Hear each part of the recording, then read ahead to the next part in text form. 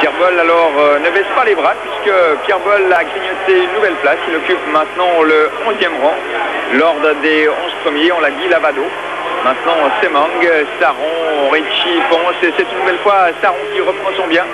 Ensuite 6e Teira, 7e Baldé, 8e Mattioli, 9e Vimer, 10e Ferrari, 11e Boll, 19e Louzy et 20e Frémont.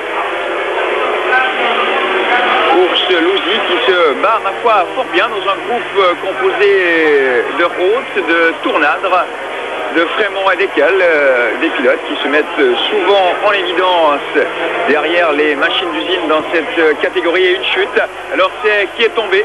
C'est semble-t-il Jean-François Baldé, oui c'est ça, c'est bien la machine de Jean-François Baldé. Alors une chute, c'est celle de Jean-François Baldé, que nous n'avons malheureusement pas vu. Et puis ici les hommes de tête qui doublent les premiers attardés. Dominique Saron est toujours deuxième, troisième Mang, quatrième Ricci. Alors Baldé qui était en difficulté puisqu'il occupait tout à l'heure la 7e place derrière Mattioli. Eh bien il a tenté de faire le forcing. Alors une explication pour la médaille de bronze qui met aux prises maintenant Saron et Anton Mang.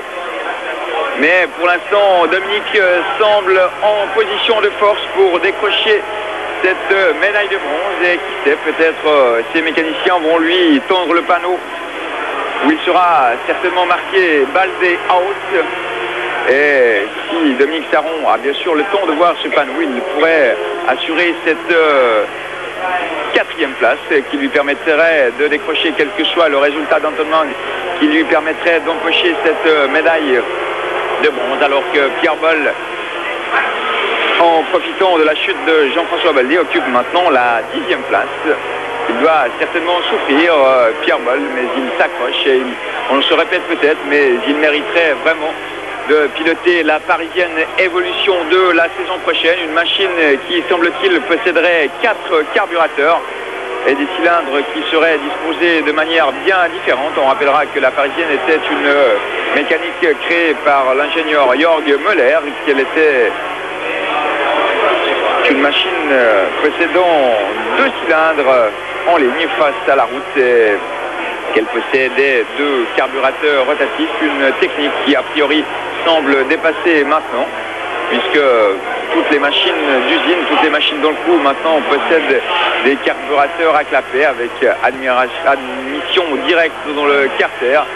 Eh bien, semble-t-il, est record du tour pour Lavado, une 22-20.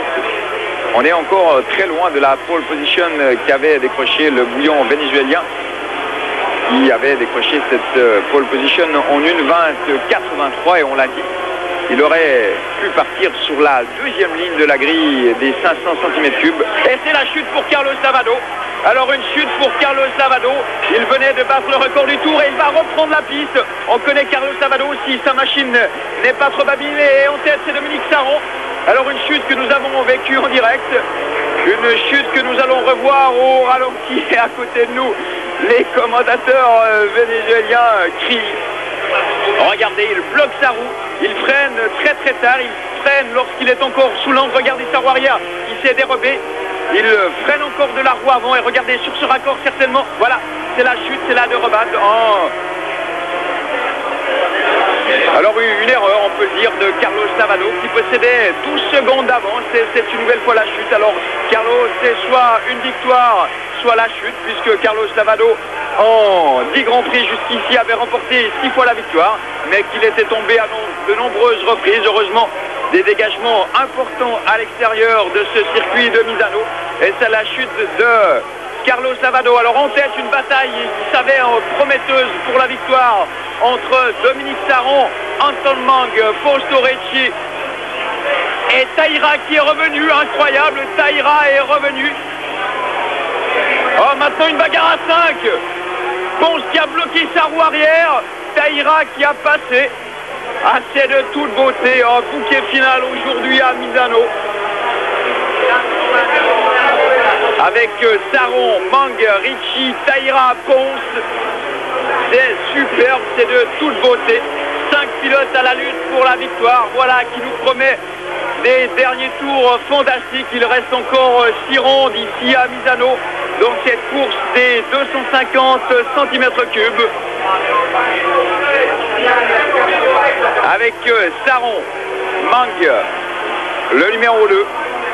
Saron, le numéro 56. Ricci, le numéro 5. Taira, alors une remontée époustouflante du pilote japonais qui appartient au team de Giacomo Agostini, qui est donc le coéquipier de Martin Wimmer en 250 cm3. Il fait l'intérieur à Ricci et à Mang. Incroyable, il double deux pilotes en faisant l'intérieur. Taira qui pourrait bien remporter ce Grand Prix. En tout cas, il était très très mal parti. C'est la remontée de ce Grand Prix signé Taira, un pilote japonais, un kamikaze, il faut bien l'admettre. Et attention Mang, tout le monde est côte à côte. Le dernier tour nous fait très très très peur. Alors il reste encore 5 rondes. 5 rondes, 10 minutes de spectacle absolu ici à Misano avec Saron, Taira, Mang à l'intérieur, Ponce le numéro 19. Ponce qui repasse en deuxième position, extérieure peut-être pour Taira. Non, il ne passe pas.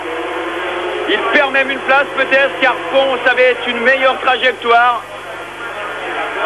Ah, quel Grand Prix, c'est vraiment superbe. Des dépassements permanents, des dépassements incessants. Alors deux chutes pour l'instant, celle de Jean-François Baldé qui occupait la 6e place et puis celle de Carlos Lavado qui menait le bal. Mais pour l'instant, 5 pilotes à la lutte pour la victoire avec Saron, Mang, Ricci, Taira et Ponce. Des positions qui changent en permanence. Attention au freinage d'Anton Mang. Alors, les pronostics seraient très difficiles à faire. On connaît Dominique Saron pour ses freinages tardifs. On connaît Anton Mang pour son expérience. Taira pour sa fougue. Ponce également, on peut le dire, pour sa fougue. Et puis il ne faut pas oublier Ricci qui est ici dans son jardin, si l'on peut dire. Alors Boll maintenant se retrouve en 9e position, Ursulosi est 18e, Roland Frémont 19e. Le classement peut-être des 10 premiers avec Saron, Mang, Ricci, Taira, Ponce, et puis 6e Mattioli, 7e Wimmer, 8e Ferrari, 9e Boll, et puis 10e Jean Forêt.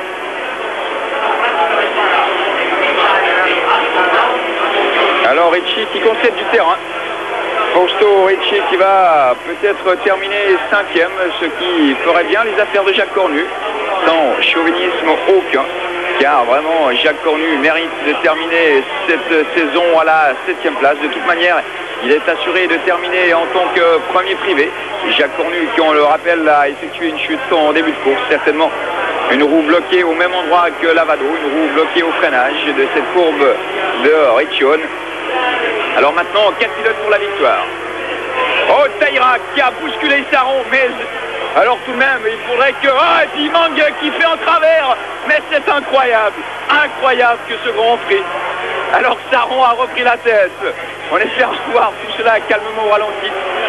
Taira est maintenant 2e, Ponce est 3e, Mang est 4e. Alors, à l'aspiration, Mang va pouvoir débasser. Alors attention au freinage. Ah, il y aura, oh là là, cela nous fait très peur, on a presque envie de dire, il y aura une chute ici au freinage, car on imagine mal comment, ici au freinage de cette courbe de Cesenatico, comment les pilotes ne vont pas se toucher lors du dernier tour. Alors, il faudra conserver son calme, autant les pilotes que le commentateur. Les pilotes vont maintenant entrer dans leur avant-dernier tour avec Saron, Taira, Ponce et Mang qui s'est retourné. Dominique Saron qui pourrait bien remporter le 2e Grand Prix de sa carrière, a réédité son exploit de Misano, mais Taira nous fait très très très peur. Regardez, il tente de faire l'extérieur, il n'y a pas la place pour passer, il fait l'intérieur et il passe. Taira est déchaîné. Lui qui effectue sa première véritable saison de Grand Prix en 250 cm3. On l'avait vu la saison passée en 500 cm3 dans 3 Grands Prix où il n'avait pas vraiment brillé. Taira, Saron, Ah là, Yamaha semble plus rapide en vitesse de pointe. On a vu que Saron n'avait pas pu sortir à l'aspiration. Troisième Ponce, quatrième Mang, cinquième Ricci, sixième Mattioli, Wimmer, Ferrari et Boll. Oh, des dérobades, des glissades, vraiment les pneumatiques doivent souffrir le martyre maintenant. Alors en tête c'est Taïra. Tout se jouera certainement dans le dernier tour au freinage au bout de la longue rectiligne. Saron s'est retourné, est-ce que Ponce a passé à l'extérieur? Taïra qui possède maintenant 10 mètres d'avance. Taïra, Saron, Ponce et Mang. Taïra qui est entré dans son dernier tour. Alors